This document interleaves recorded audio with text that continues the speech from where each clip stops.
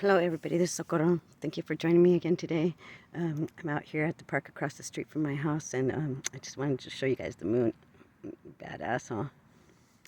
Anyway, so a little bit after I made that video that I put out today, I just so many things were going through my head, because I need to tell you my situation first, so you're going to see how much my situation is going to change. Because now I am creating my future right here, right now. Everything I say is creating my future. Everything I think about is creating my future. Everything is setting out a vibration to the universe.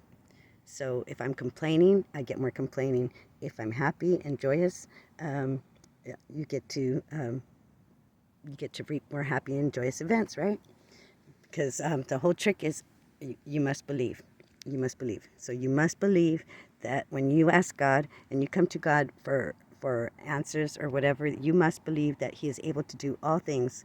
And if you believe that you are not asking out of envy, hurt, whatever, but if you have a good heart, that it will come to pass. Okay, so here's my first challenge for you today is so I want you to find somebody, and let me tell you how this worked for me. So when I started learning about God, I was in jail, right? And a lot of my stories are going to be about jail because that's when God revealed a lot of stuff to me. So I'm in jail, and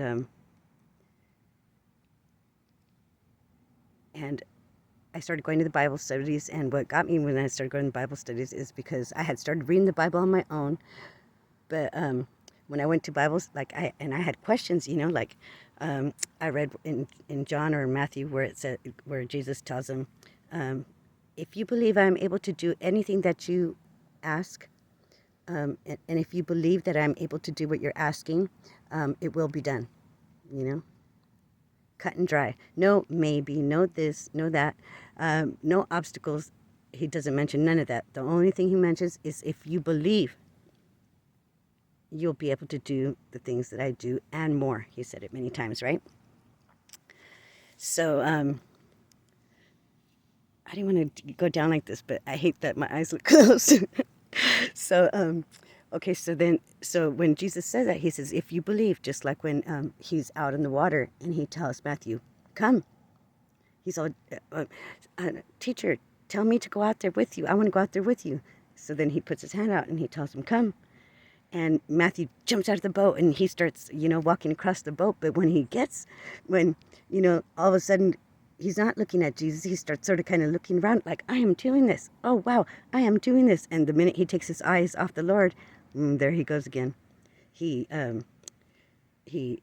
started to sink, and he started to sink because he was looking at how impossible it must be for him to be walking on water. So, okay, so that's us.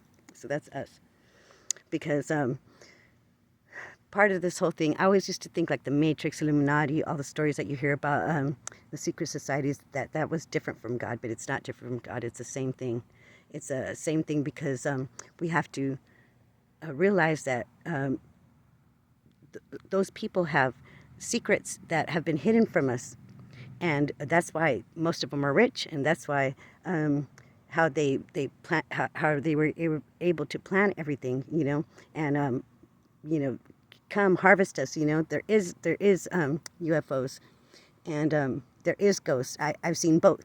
So it's so crazy. Like all of a sudden, I started coming to the realization this past week that, oh my gosh, let me tell you another story.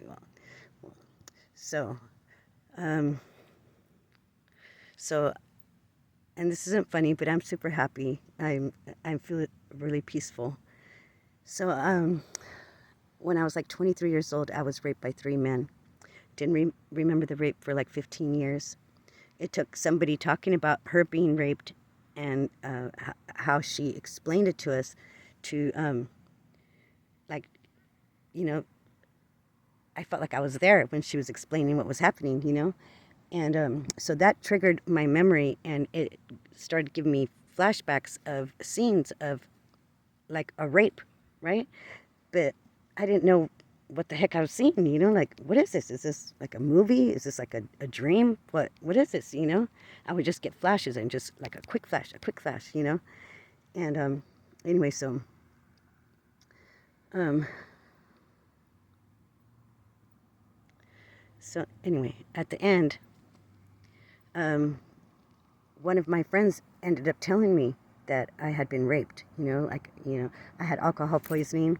I mean, if it wasn't for my brother-in-law, I probably would have died. But my brother-in-law was off of work for the winter, and he literally took care of me, like fed me everything, you know, making me get up and walk around and stuff because he could see that I was sick, you know. It was one of the first times I drank, and let's just put it this way, the whole refrigerator was all full of beer. Only one jar of mayonnaise was in the refrigerator. But after we played quarters with the beer, um, you know, we had set down the rules that, well, I told him I don't want to play. It's two guys against a girl. Like, you know, like, of course you guys are going to beat up, you know, gang up on me or whatever. So we made this rule that after I drank so many times, they had to pick the next person or whatever. Anyway, so anyway, long story short, so 15 years later, I'm at the drug program when the lady triggers me. And then from there, um, you know, because I freaked out or whatever, they let me talk to my counselor. And I told my counselor that what I was seeing. And so when I graduated from the program, they made me start going to mental health to deal with that, you know, to deal with that. But so during these 5 years, I'm getting flashbacks, and, you know, and they would come pretty often. But the thing is, like, when they would come, it was like reliving the whole experience again. And it was like they were, every time I remembered, I was getting raped again. Every time, another flash, I raped again. And I would be at work, I would be, you know, living my life, and all of a sudden I would get like these, the flashes, you know, and as they started progressing more, I would get like almost more like a movie than just like a clip, you know. So so anyway, after I got well, I went back to visit my boyfriend, and one of or his neighbor was outside, and he calls me over and he says, "Hey, what are you doing here?" You know, and I looked at him like, "What do you mean? What am I doing here? I came to see Chris, you know." And he's all, so he tells me, "Come here. I want to talk to you. I want to talk to you," because I was walking straight to the backyard, and you know, it was a typical house and outskirts of San Francisco, and so he tells me, come on, let's go for a ride." You know, so we get in my car, and I'm going for a ride, and then he starts telling me like, "I can't believe you're here. Like, why are you coming back?" And then I was telling him like, "What are you talking about? Why wouldn't I come back?" And then he explained to me that my boyfriend had told him that they had raped me, right? And I started looking at him like, "Are you crazy? You know, like, what's wrong with you?" And I was telling him like, "Hey, you know, like, all right, like, you know me already. Like, you don't think I would remember that? You don't think I would remember that? You know?" And he was telling me details of stuff that I would remember later, but at the time he's telling me like I you know, like I couldn't remember anything at all. Like it had never happened, you know? And so so you know, he was telling me the truth. He told me he came and he told everybody what had happened, that you guys ran into him. I mean, he told me like the whole get down, right? So when I pulled up back at the house, he got out of the car and he turned around and told me, just go home, save yourself and just go home. So I didn't know really whether to believe him. I was like, is this guy lying to me? Like, how could he know this and not this and this and this? You know, like, wouldn't I know if I got raped? You know, like I was telling myself, like, what are you thinking? Why wouldn't you know, you know? So, anyway, so on the way home, like, I'm in, like I said, like some outskirts of San Francisco, but as I'm driving into San Jose, I start, like, getting angry, and I got really angry, and I started yelling at God, and I started telling, like, "God, see, this is why."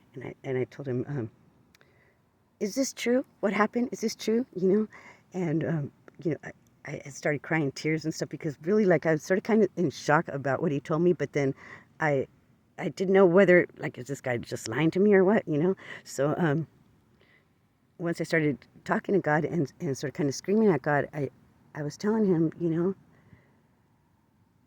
what did I do? What did I do? Why did you let this happen to me? And I told him, you said vengeance is yours. I want vengeance. I want vengeance. And then I heard somebody ask me, like, and what would you want? I want them dead. I want them to pay. I want them to pay.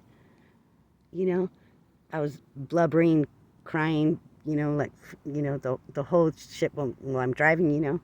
Anyway, so all of a sudden I saw lights up ahead.